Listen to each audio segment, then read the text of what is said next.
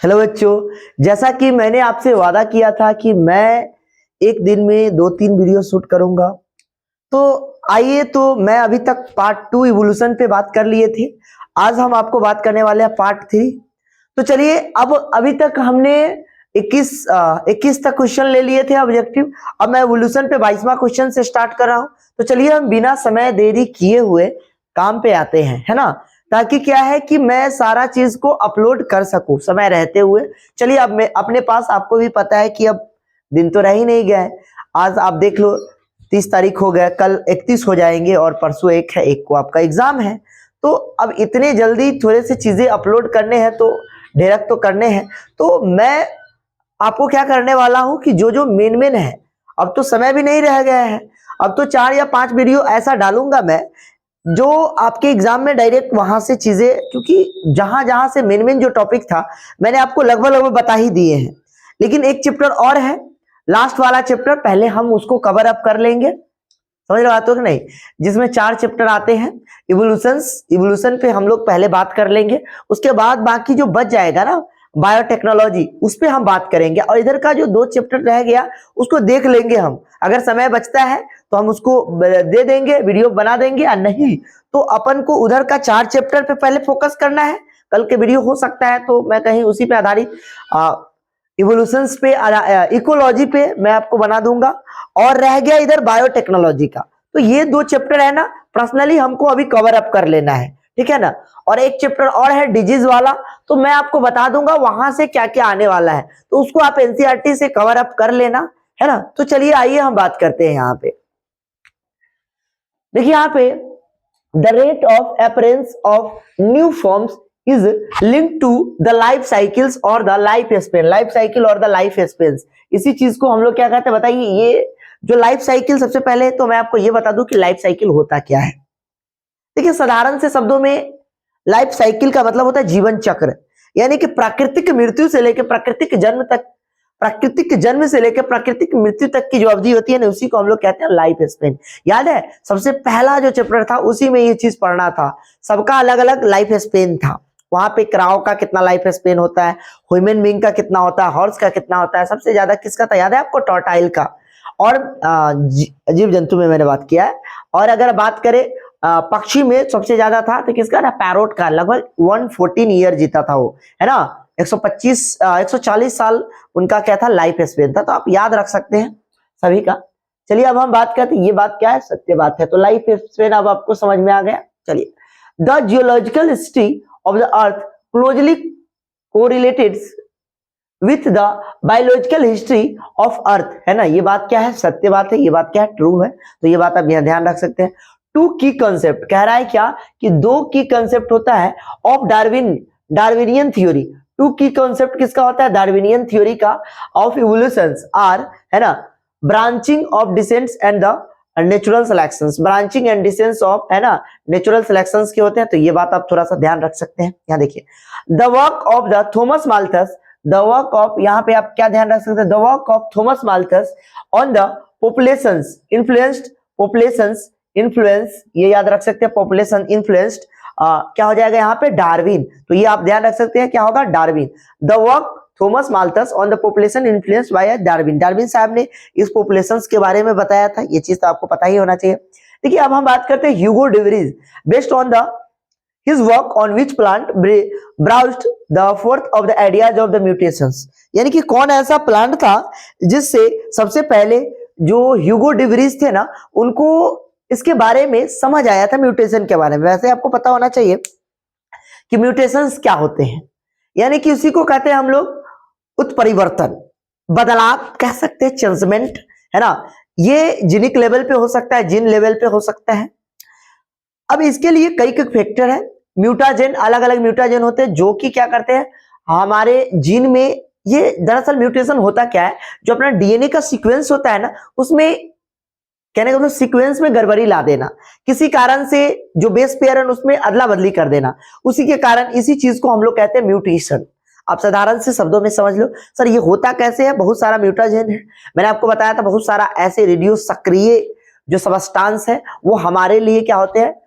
हानिकारक होते हैं उससे भी हो जाते हैं। अभी के समय में ये जो आप सुनते हैं 5G 7G ये सब जितने भी जी है ना, हाई पावर का रेडिएशन सिमिट करता है। तो ये सब कहीं ना कहीं इस सब चीजों का कारण भी है। और भी बहुत सारे इलेक्ट्रॉनिक गैजेट हैं जहां पे बहुत सारे हार्मफुल रेडिएशंस निकलते हैं। आप देखते हैं जैविक हथियार, परमाणु हथियार ये सब बनाए जाते हैं, तो आपको क्या लगता है कि उसमें हाई पावर का रेडिएशंस नहीं होते हैं? आप जाकर देख लो, जहां बम गिराया गया था, यानी कि हिरोशिमा जापान में सबसे पहला जो प्रथम विश्व युद्ध हुआ था, लगभग 1945 के करीब में गिराया गया था। एक बार गिराया गया था 6 अगस्त को गिराया गया था हिरोशिमा पे, और 9 अगस्त को गिराया गया था, 9 अगस्त 1945 को गिराया गया था वहीं पे, है ना, जापान में गिराया गया था, आपको पता है। तो वहां के लोग अभी तक अपंग पैदा लेते हैं। तो ये ऐसा क्यों होता है, आप कारण समझते हो? क्योंकि आप देखिए जरा सा, ये जो बम था ना, परमाणु जैविक हथियार, तो उसमें इतना खतरनाक विषैला हार्मफुल रेडिएशन अभी भी इमिट कर रहा है कि वहां के यानी कि जीनिक लेवल में बदलाव कर दिया है। माने अभी भी अगर बच्चे वहां जन्म लेते हैं ना, तो उसका ना पता चलेगा क्या कोई टांगवे नहीं है, तो कोई हाथवे नहीं है ना, समझ में, ये ना हाथ है ना पैर, इस तरह से यानी कि अपंग पैदा लेता है। तो उसका असर देखिए कहां तक पड़ गया, यानी कि जो जर्मिनल सेल है ना उसमें इफेक्ट दिखा दिया है। समझ रहे बात ना? वहां के सरकार तो यहां तक ये भी कह दिए कि भाई यहाँ कोई बाहर वाला आके अगर शादी करता है तो उसको ना अलग से हम पैसा देंगे। समझ बात हो कि नहीं? यानी कि बच्चे पैदा करेगा तो देखिए वहां का क्या स्थिति हो गया पॉपुलेशन को लेकर। समझ बात हो ना? चलिए, क्योंकि वहां इसके कारण ना बच्चे ही नहीं जन्म लेते हैं, प्रॉब्लम है वहां, और होते भी है तो सही नहीं रहते हैं, किसी न किसी कारण से वो प्रभावित रहते हैं। अब देखिए यहाँ पे single step large mutation is called, है ना, साल्टेशंस, ये आप साल्टेशंस देख सकते हैं, है ना, सिंगल स्टेप वाली बातें हैं। Which principles is that the allele frequency in populations are stable and the constant generation, है ना, इसके लिए एक फॉर्मूला दिया गया है P²/2PQ, Q²=1, है ना, इसी को हम लोग कहते हैं हार्डी विनबर्ग प्रिंसिपल, याद रहेगा आपको। अच्छा, हार्डी विनबर्ग प्रिंसिपल की अगर बात करें तो एक और दिया P+Q=1 भी कहा जाता है, या P+Q के होल स्क्वायर भी बोला जाता है। A+B के होल स्क्वायर पे ये आप टूट जाएगा, देख सकते हैं यहाँ पे P² + 2PQ/Q²। तो यहाँ पे P जो स्क्वायर है ना, एक डोमिनेंट एलील है, और देख रहे हैं यहाँ पे डोमिनेंट है, और कैसा है, सेम टू सेम है, डोमिनेंट होमोजाइगस है, एलील है। और यहाँ पे हेट्रोजाइगस एलील की अगर बात करें तो 2PQ कह दीजिएगा, ठीक है, इस पे क्वेश्चन वगैरह भी बन जाते हैं अच्छे से। The given diagrammatic representation operate the natural selections identify ABCD, कह रहा है कि यहाँ पे जो ABCD दिया हुआ है इसके बारे में आप कुछ कह सकते हैं। हाँ, तो देखिए यहाँ पे दरअसल जो डायग्रामेटिक रिप्रेजेंटेशन दिया गया है नेचर्स के हिसाब से, तो ये जो ग्राफ बता रहा है दरअसल ये जो पिक लेवल है, सबसे ज्यादा पिक लेवल है, ये पिक लेवल है, और ये कैसा है, नैरो है। तो इसको हम लोग कहेंगे स्टेबलाइजिंग कहेंगे, स्टेबलाइजिंग। अच्छा, ये फिगर आपको एनसीईआरटी में मिल जाएगा, स्टेबलाइजिंग है। और बी वाला जो फिगर है इसको डायरेक्शनल कहेंगे, देख रहे हैं 2 डायरेक्शन में दिखा रहा है, इसीलिए, है ना, 2 है, इसीलिए इसको क्या कहेंगे, डायरेक्शनल। ये थोड़ा इससे ना इस वाले पिक लेवल से तो ये नैरो होता है, बट ये थोड़ा सा ब्रॉडेड होता है, ध्यान रखिएगा। अब यहाँ पे इसको हम लोग कहते हैं डिस्प्यूटिव्स, याद रख सकते हैं, DISRUPTIV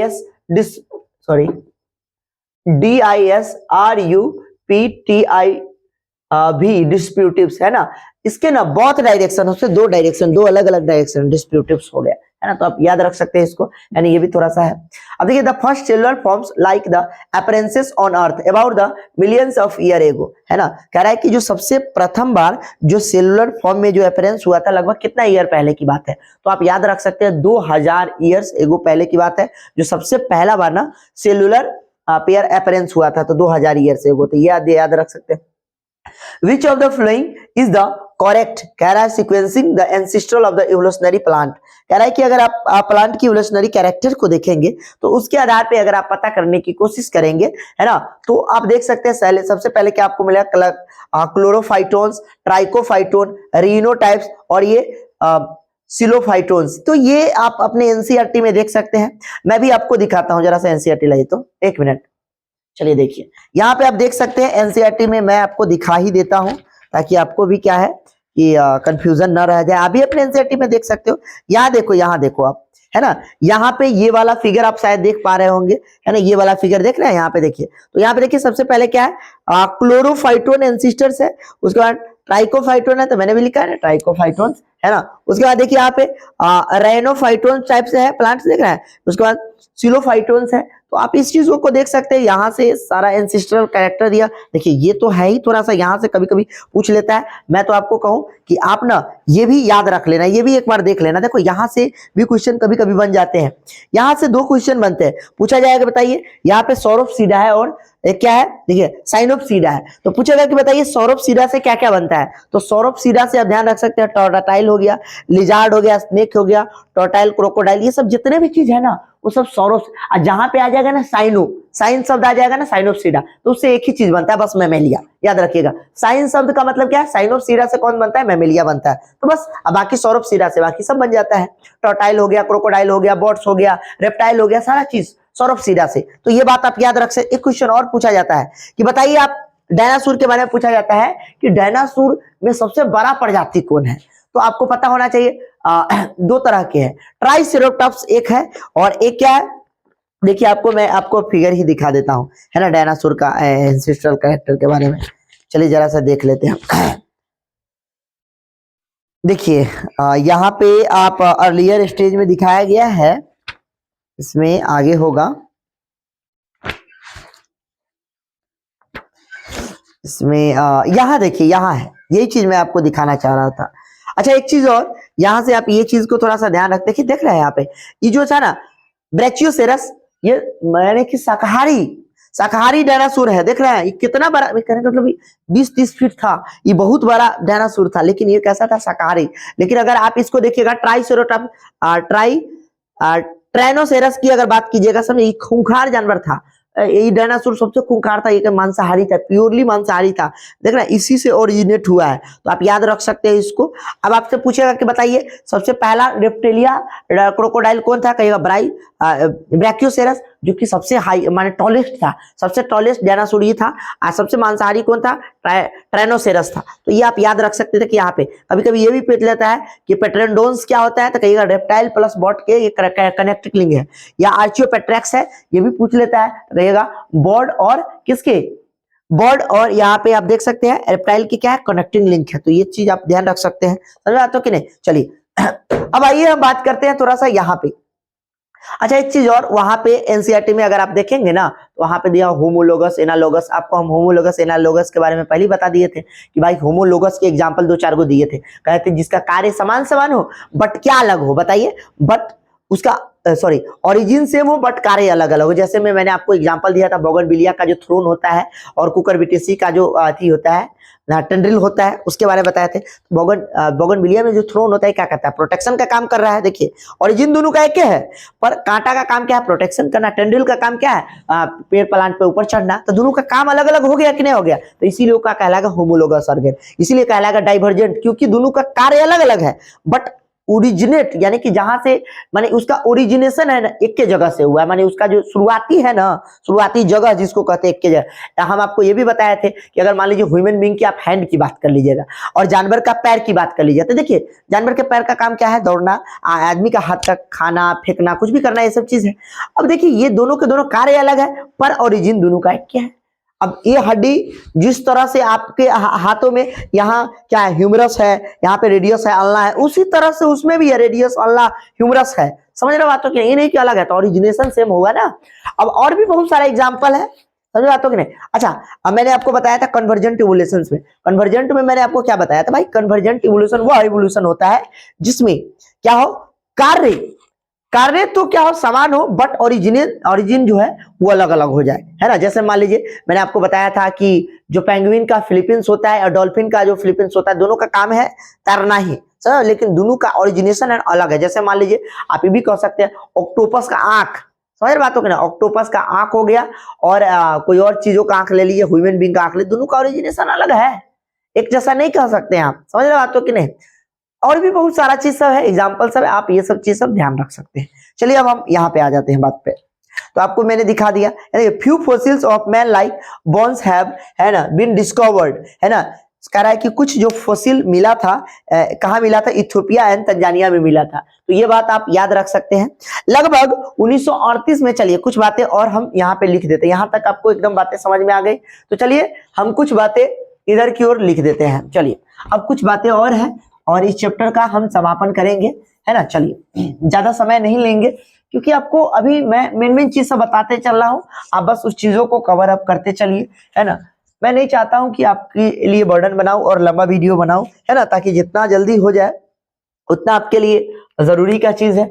तो अभी जरूरी है कि आप डिमोटिवेट नहीं हुए, है ना, और काम करें, अच्छे से करें, है ना, डरे नहीं। समझा? तो इतना दिन से आपने इस चीजों को कवर किया, एक एक चीज को देखा है, तो अब इस चीज को भी आप करके जरूर जाए, यकीनन माने। मैं आपको हो सकता है तो कल नहीं होगा ना तो बायोलॉजी का गेसिंग बता देंगे, कह देंगे। आप पर तो सभी कुछ लिए होंगे, बस एक बार मिला लीजिएगा और देख लीजिएगा, और आइएगा तब एक बार बताइएगा हमको कि किस तरह से कितना क्या आया, है ना। चलिए आइए यहाँ पे हम बात करते हैं। हाँ देखिए यहाँ पे इन लगभग कितना हो गया था क्वेश्चन, देखिए यहाँ पे 32 33वां क्वेश्चन। देखिए आप ये याद रख सकते हैं, इन 1938 ऑफ, यहाँ देखिए, ऑफ फिश फिश चलिए यहाँ पे फिश कॉस्ट, और मैंने एक फिश को पकड़ा गया, है ना, जिसका नाम क्या था, काउस्ट, है ना। कहाँ पे, साउथ, काउस्ट, काउस्ट डैश डैश, है ना, साउथ अफ्रीका में, साउथ अफ्रीका, अफ्रीका में, है ना। क्या नाम था उसका, कोलेकेंथ नाम था। आप यह ध्यान रख सकते हैं, उस फिश को जो पकड़ा गया था उसका नाम क्या था, कोलेकेंथ, कोलेकेंथ, देख सकते हैं आप, कोलेकेंथ, CANTH, कोलेकेंथ था, तो नाम याद रख सकते हैं। आपसे पूछा जाएगा कि बताइए जो फर्स्ट, मैं यहाँ पे शॉर्ट में लिख देता हूं ताकि आपको याद, फर्स्ट मैमेलिया कौन था, है ना। फर्स्ट मैमेलिया लाइव, सबसे पहला जो मैमेलिया मिला था वो कौन था, डिस्कवर किया गया था, कौन था मैमेलिया, मैमेलियन, उसका नाम क्या था, श्रीव, SHREW, श्रीव नाम था। तो ये भी बात आप ध्यान रख सकते हैं, फर्स्ट मैमेलिया क्या था, श्रीव था। तो आपको ध्यान रख सकता है। अगला एक क्वेश्चन ये भी आप ध्यान रख सकते हैं, क्या कि फर्स्ट एम्फीबियंस, अगर कोई आपसे पूछेगा कि बताइए फर्स्ट, यहाँ पर लिख दिया, हाँ, फर्स्ट एम्फीबियंस, है ना, फर्स्ट एम्फीबियन क्या था, लोबीफेन था, लोबीफेंस। तो ये भी आप ध्यान रख सकते हैं, लोबीफेन था। अब ये भी याद रख सकते हैं कि ड्रायोपिथेकस, रामापिथेकस की अगर बात करिए, है ना, Dryopithecus, Dryopithecus, pithecus, Dryopithecus and Ramapithecus, Dryopithecus and Ramapithecus, pithecus. अच्छा, ड्रायोपिथेकस जो था ना, ये एग्जैक्ट एप्स की तरह था, लंगूर की जैसा दिखता है, एप्स एप्स बानर की तरह था, वन बानर, है ना। रामापिथेकस था ना, लुक लाइक, ये कैसा दिखता था जानते हैं, इंसान की तरह दिखता था, 3 फीट का था, मात्र ज्यादा नहीं था, 3, है ना। रामापिथेकस नाम से ही पता चल रहा है ना, ये कैसा दिखता था, मैन लाइक, ये कैसा था, मैन लाइक, मैन की तरह दिखता था। कहाँ सबसे पहले ये मिला था जानते हैं, एक्सटिंक्ट अबाउट द 15, ये लगभग ये कहा जाता है कि 15 मिलियन ईयर एगो ना क्या हो गया था, एक्सटिंक्ट हो गया, माने विलुप्त हो गया, एक्सटिंक्शन हो गया, एक्सटिंक्ट हो गया। तो ये बात आपको याद रखना पड़ेगा, कितना मिलियन ईयर ये एक्सटिंक्ट हो गया, 15 मिलियन ईयर। अच्छा, एक चीज और आपको मैं आपको बता दूं, थोड़ा सा ध्यान रखिएगा, है ना, यहाँ पे एक चीज और रखिएगा याद, fish like reptile, fish like अगर रेप्टाइल्स की बात कीजिएगा तो वो क्या है, इस्थियोसेरस है ना, ये याद रखिएगा, ICH थियोसेरस, है ना। लगभग ये 200 मिलियन ईयर एगो, है ना, मिला था, है ना, fish like amphibians, reptile, sorry, 200 million years मिला था। अच्छा, अब अगर हम बात करें ऑस्ट्रेलियोपिथेकस का, एक लाइन और भी बात कर लीजिए, ऑस्ट्रेलियोपिथेकस ये कहाँ मिला था, ऑस्ट्रेलियोपिथेकस, ऑस्ट्रेलियोपिथिकस, है ना, क्या याद रखिएगा, ऑस्ट्रेलियोपिथिकस, PITHECOUS, ऑस्ट्रेलियोपिथिकस डिस्कवर्ड इन कहा मिला था जानते हैं, ये मिला था आपको ईस्ट अफ्रीका के ग्रासलैंड में, ईस्ट, देखिए यहाँ पे दिख रहा है आपको, ईस्ट अफ्रीका के ग्रासलैंड में मिला था। तो ये बात आप ध्यान रख सकते हैं। देखिए एक एक बात मैंने बताया, पूछा जाएगा 1938 के करीब में फिश काउट हुआ था, साउथ अफ्रीका में हुआ था, उसका नाम क्या था, कहिएगा कोलेकेंथ। फर्स्ट मेमेलिया कौन था, कहिएगा श्रियूस, है ना। फर्स्ट एम्फीबियंस लोबीफेन था, ये भी बात ध्यान रखिएगा। डायपिथेगस रामापिथेगस कैसा था, ये एप्स लाइक था, ये मैन लाइक था। कब कब एक्सटिंक्ट हो गया, 15 मिलियन ईयर एगो गायब हो गया धरती पर से। उसके बाद आपसे पूछेगा क्या, यहाँ पे आप देख सकते हैं प्री हिस्टोरिक केव्स लगभग 75,000 से लेके 10,000 ईयर एगो में था। आइस एज की अगर आप बात कीजिएगा तो 18,000 ईयर एगो। तो ये दोनों सारे के सारे डेटा पर आप थोड़ा सा ध्यान दे, नजर दे, समझ रहा। एक एक चीज मैंने आपको कहीं ना कहीं बताने की कोशिश किया, कुछ चीज और मैं आपको बता दूं। चलिए आइए जरा सा इसको मिटाते हैं, अब बस देखते चलिए, है ना। चलिए इधर से मिटा देते हैं, इधर से मिटाकर हम आपको समझाते हैं। अब अगर हम बात करेंगे ऑर्डर की कि भाई इस धरती पे सबसे पहले ऑर्डर बाय ऑर्डर कौन आया, चलिए अब हम बात कर लेंगे। उसके बाद क्रेनियल कैपेसिटी की भी थोड़ा सा बात करिए लेते हैं। क्रेनियल कैपेसिटी,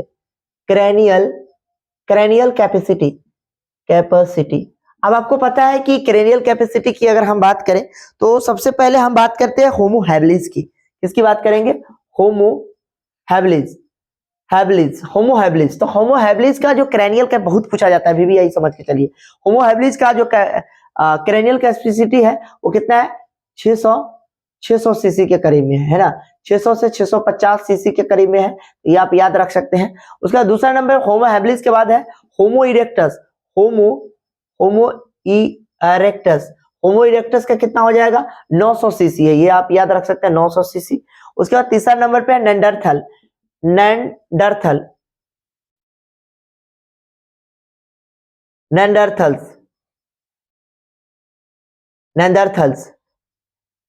THALES, ठीक है, नेंडरथल की बात करिएगा तो 1400 सीसी है, कितना है, 1400 सीसी है। तो ये आप याद रख सकते हैं, एक एक चीज सबको याद रखिए, जरूरी का चीज है। उसके बाद एक चीज और मैं आपको कहूंगा, कभी कभी पूछ लेता है कि अरेंजिंग ऑर्डर कि इस धरती पे सबसे पहले कौन कौन सा जीव कैसे आया।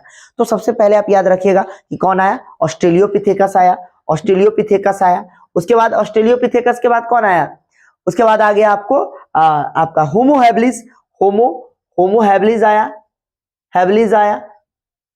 होमो हैबिलिस के बाद हो गया होमो इरेक्टस, होमो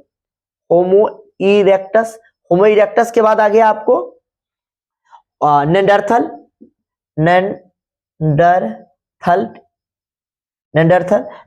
के बाद आया क्रो-मैग्नोन मैन आया। तो ये सब आप याद रख सकते हैं। ऑस्ट्रेलियोपिथेकस है, होमो हैबिलिस है, होमो इरेक्टस है, उसका नेंडरथल है, क्रो-मैग्नोन मैन्स है हो गया।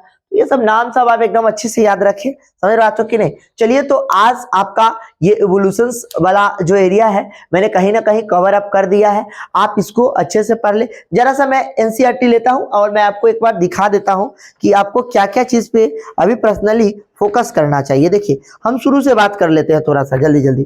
देखिए यहाँ पे ये सारी बातें मैंने आपको लिखा ही दिया है कि यूनिवर्स का कब हुआ था, बिग बैंग थ्योरी के बारे में मैंने आपको समझा दिया है। उसके बाद मैंने आपको साथ में एसएल मिनरल का एक्सपेरिमेंट भी बता दिया था, जिसमें CH4 इस सब के विषय में मैंने आपको अच्छे से बताने की कोशिश की थी। इलेक्ट्रोड इस सब के बारे में मैंने आपको बता रखा है, तो आपको ज्यादा चिंता करने की जरूरत है नहीं। कब इसका एक्सपेरिमेंट हुआ था एसएल मिनरल साहब का, तो मैंने आपको सब कुछ बता रखा है। लगभग 1900 कितना में बताइए, 1920 के करीब में बताया था ना। यहाँ पे एसएल मिनरल साहब 1953 के करीब में एसएल मिनरल साहब ने एक्सपेरिमेंट किया था, तो ये चीज मैंने आपको बता दिया था। चलिए आइए एक एक चीज से बताया था। एवोल्यूशनरी पीरियड में सबसे पहले कौन आया, नया आया, समझ रहा तो कि नहीं। उसके बाद देखिए इसमें का जो काम का चीज है ना, वो आप देखिए, ये चीज तो आपको हम बताए कि यहाँ से तो आप जरूर देख लीजिए, इसको तो मैंने आपको समझा ही दिया। यहाँ देखिए होमोलोगस एनालोगस आप देख रहे हैं, यहाँ पे एग्जांपल सब देखिए। तो ये सारा चीज सब आप देख लीजिए, कहीं ना कहीं यहीं से क्वेश्चन रहता है। मैंने आपको सारा चीज बता ही दिया, तो आप अच्छे से करें। चलिए अब ये चैप्टर आपका खत्म हो जाएगा, अगले दिन मैं नया चैप्टर स्टार्ट करूंगा। चलिए धन्यवाद। चलिए